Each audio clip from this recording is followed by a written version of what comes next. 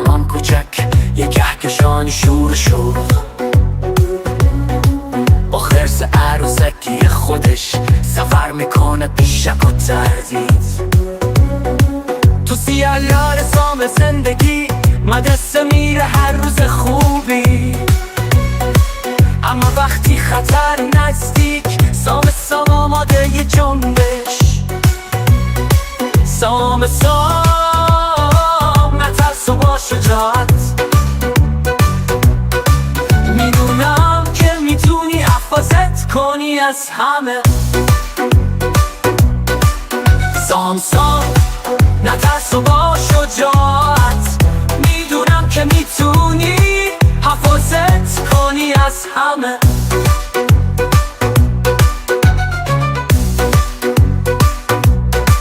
با ملک مارتیال به جنگ، پادشاه ظالم بیره، بیستری بیرد روحم شکست، بیشتر از یه افسانه است.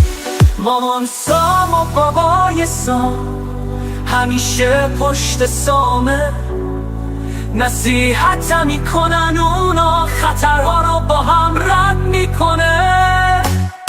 سام نترس و با شجاعت،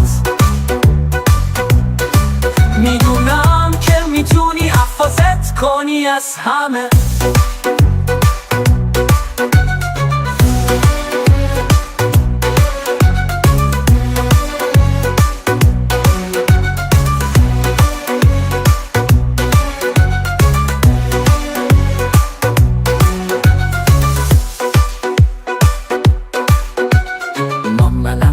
la la la la la la la la la la la la la la la la